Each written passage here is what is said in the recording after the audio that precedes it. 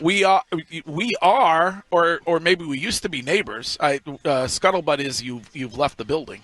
In the Seaport. We're in the same building in Seaport. Yeah. Oh, interesting. Yeah. Have you left? Yeah. Okay. Yeah, Is it a problem? Any of the William the concierge or anybody? Greg was following you around. No, it was wonderful. Okay. It's just my girlfriend and I. We have a dog. We have a cat. We decided we wanted to do a house this year rather than an apartment. Okay. So we're going to be living in the Cambridge area. Oh, very nice. Right. Yeah. Okay. Bridge over by my way. And we probably should. We share a barber. Yeah. We should probably say Nate. Yeah. What's up, Nate? We should probably say, he's hey, listening. He definitely is listening. Hey, dog. Over at Sims in South Boston, and he's got you looking pretty clean. No, it's actually a connection he made with a barber out here in Fort Myers. Oh, okay. Yeah, thank God, because I'm very high maintenance about my hair. Nate is my guy. I had a guy in Chicago for years. Yeah. I played out there, and then he recommended me to Nate. Yeah. And then luckily Nate was able to get a recommendation for a guy out here. That's how I do it with barbers. Like, I'm not just going to go walk in somewhere random. I need to be vetted. So Wiggy talks about that all the time. Oh, yeah. And I'm sure you know Nate's just the best. The best. Yeah. Full hour plus, everything. Yep. I mean, top to bottom, the guy does it. I mean, it's Sims Barber Lab. Sims Barber Lab. Yeah. Shout out. Yeah, shout out is right. Wait, top to bottom as in? No. But the man takes so much care. Like the ears, like everything. Fade looks good, so he's straight. Right, very relatable. I got a text from Nate who asked Greg to stop saying he goes there. Well, I mean, he got the full beard going, which is luckily you don't play for the Yankees. But you look fantastic, and you're ready to go. How's the progression recovery wise going? It's been great. Yeah, it was. It's been a long year, that's for sure. We're coming up on the 1 year anniversary of when the injury happened last spring training. And it's been a very boring year, very tedious year for me personally, going through the rehab process with the elbow. But I'm glad to say that I'm here now, feeling 100%, progressing through live BP a couple days ago, got another one tomorrow, and then looking forward to games. When it comes to the injury, I thought it was really cool that you said that it reinvigorated kind of how you look at your job and how cool it is that you are able to be an MLB pitcher. For you, could you just explain that more? Like, at what point during the recovery process were you able to step back and say, wow, this is awesome that I get to do this every day? Well, that's the thing. It wasn't awesome. I didn't get to do it every day. I think I've been playing in the big leagues for, I don't know, 7-something years. And somewhere along the way, there's times where you're not doing so well. There's times when you are doing really well. And there are times where it does feel like a job. And going through the injury and just like sitting in the dugout at Fenway every single day, watching our guys go out there and play, I didn't necessarily feel like I was a part of it like I usually am when I'm healthy. I was kind of like watching from the outside, and it kind of just like woke that thing up in me that I kind of had when I was like a 12-year-old kid watching a big league game. Like, man, I want to be out there. I want to do that one day. And so I kind of got that feeling back, and it served as a big part of motivation of like getting through all the rehab process and all the super boring stuff we have to do in the training room and the throwing program and all of that. And now I'm super pumped to be back healthy and ready to contribute. Lucas, there's been a big story back home about every year there is an NFLPA anonymous poll where they rank their organization based on commitment to winning, facilities, all that. Where would you put this Red Sox group today in that type of category? You think this team's committed to winning, facilities? I see a nice family room over here. Yeah. Brought to you by Nuna. What do you make of the Sox and what grades would you give this organization? Yeah, I mean, it's like, I'm biased, but I am giving like A's across the board right now because compared to the offseason where I signed, honestly, I'm trying to think of how our offseason went. There's a lot of short-term deals. I'm one of them. And I think fans were probably like, the Red Sox would probably try harder. And then we had a very good, I call it like a building year, a ton of injuries that set the team back. But despite that, we had a bunch of guys make really big steps forward. When I think about the starting pitching staff, like Tanner, Bayo, Cutter, guys, they're reaching 30-plus starts for the first time. That's a huge milestone in a starting pitcher's career. And then, position guys. But then you look at this offseason, and Breslow went hard. We added a ton, big trade in getting Crochet. Obviously, Alex Bregman is the big name we got to secure our infield and the middle of the lineup. So I think that we're in a really good position, and definitely as like players, we've enjoyed the moves and we're meshing well. Do you have Wi-Fi on the team plane? Yeah. All right. Sure. There you go. What's the expectation for you? Do you guys put an expectation on yourselves? Do you guys say we ought to be? They invested in this team. We ought to win the division. Like, do you, as a group, do you guys sit around? I think I don't think it's not like something you sit around and talk about. We're all professionals, and we're all going to go out and give our 100%. I think it's kind of just like a expectation that's in the air. It doesn't need to be said. What's important for us is getting our work in every single day, kind of staying present, right? So we're in spring training right now. Guys are working on things, tinkering with certain things, and just getting prepared and ready for a full and healthy season. I think that, this thing about expectations, we need to win the division, we need to go to the playoffs, we need to do this. It doesn't really need to be talked about. It's more just a feeling, and guys all pulling from the same rope. We've been talking about your quote a lot, where you said the chemistry on this team is off the charts. And sometimes when we talk about that stuff, people say, "Well, what else would he say?" Like, what is it about the chemistry that's different here now, based on other places you've been? One of the big things I'm noticing is, first of all, everyone gets along like really well. We're all like friends and having a good time.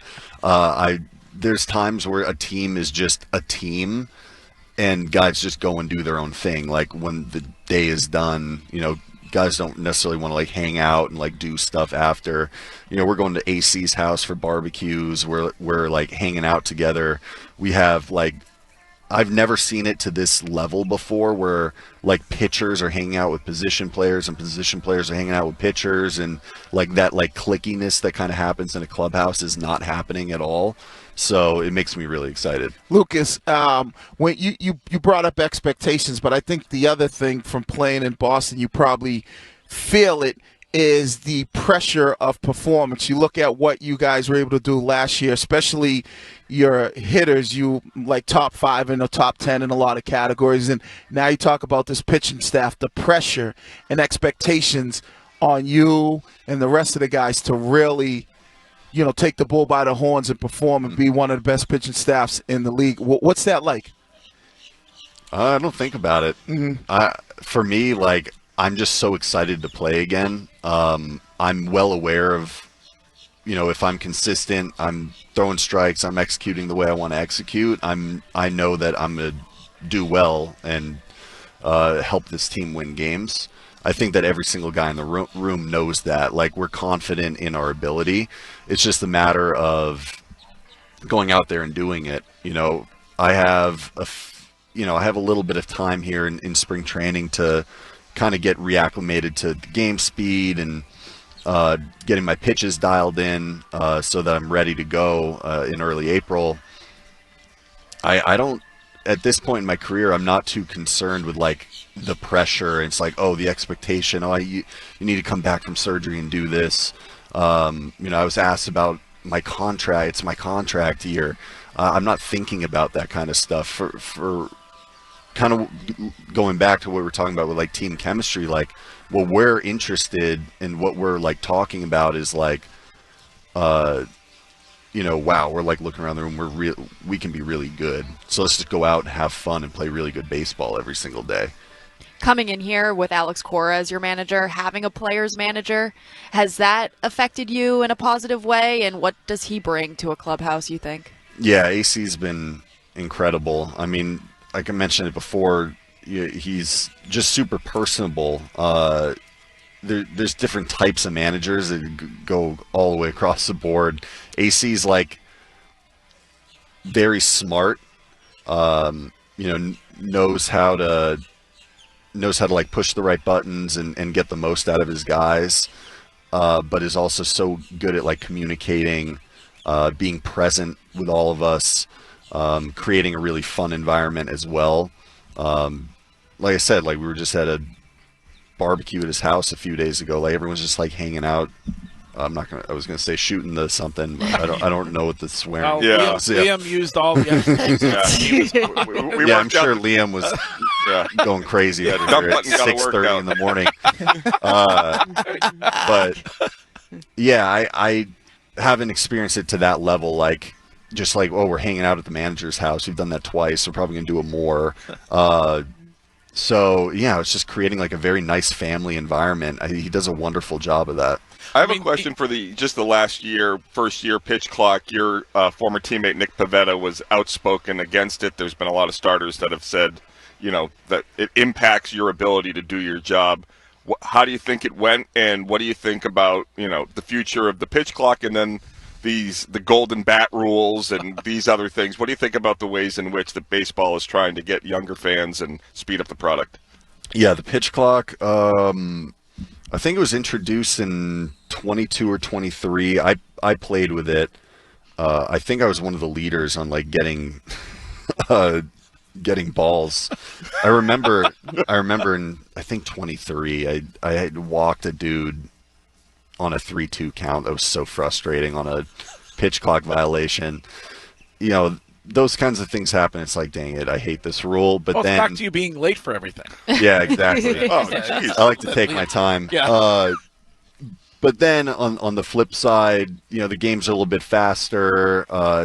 Some would say it's a better product when it's a little bit quicker. Kind of in this day and age, everyone has ADHD, so it's like I'm like cool with it. I think last year they sped it up a little bit more.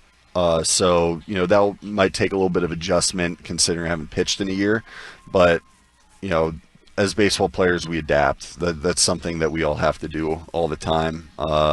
Adapt to just like crazy circumstances. So. And they're trying the challenge out in spring training a little bit. Yeah. The ABS challenge had some funny moments already. Yeah, I think it's interesting technology. I can see it being implemented. I mean, we implemented a pitch clock. I never thought, if you asked me 5-6 years ago, I'd be like, pitch clock in MLB. I don't know. That's weird. So, we'll see where it goes. Yeah. Lucas, one Pedro Martinez just walked by, one of the best pitchers in baseball. How much do you get an opportunity to be able to pick his brain, talk to him, and obviously, how helpful is that to be able to get some tips from, one of the best pitchers that, to arguably be pitching in Major League Baseball? Yeah, you do it as much as humanly possible without annoying him, because he's here for us. Like he's here and he loves pitching. Yeah. He was watching all of our bullpens yesterday. I threw a little touch and feel yesterday because I'm going tomorrow for my live BP, and he's watching every pitch. He's getting different angles. He's walking around, and then afterwards he had an amazing piece of advice for me, just about hand positioning. I won't get too much into it, but it's like, wow, this guy knows his stuff, obviously.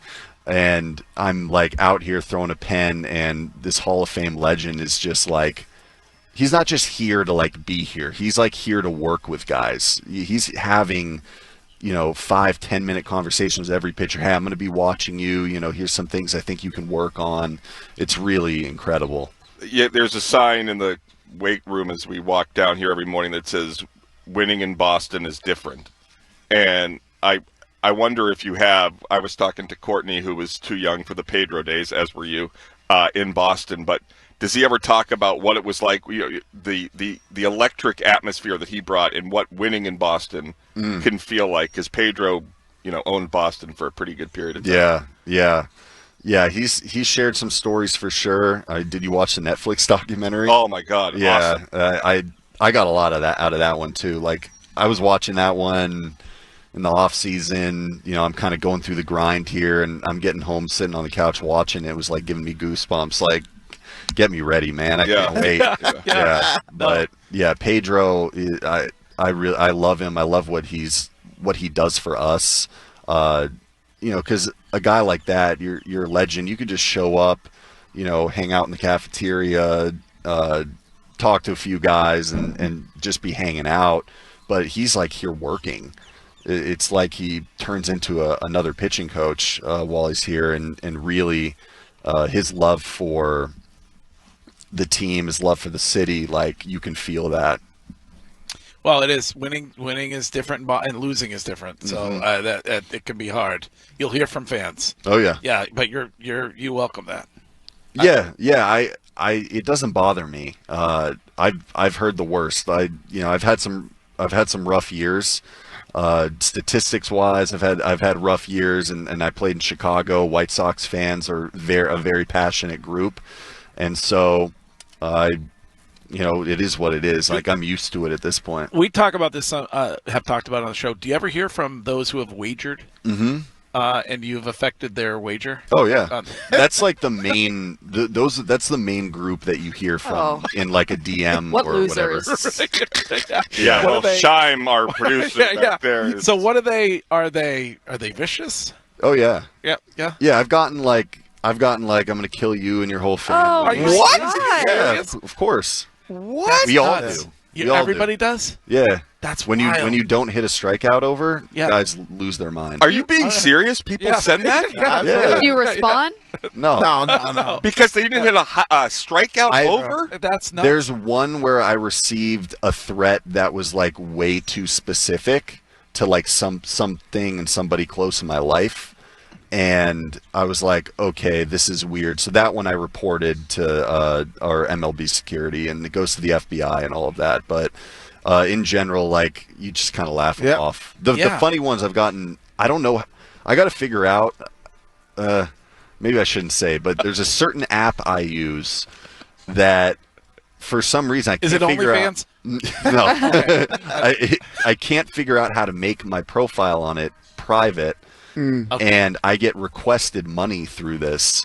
Like, oh, you didn't do this. You owe me this amount of money. Can you pay off my wager? Yeah. I know and I'm like, dang it, man. How do I? This is like a banking app. Why can't I make my profile private? I can't figure it out. Nuts. I lost $100. I need it back plus interest. That is wild. Kill like, your you hear about because we've talked about it.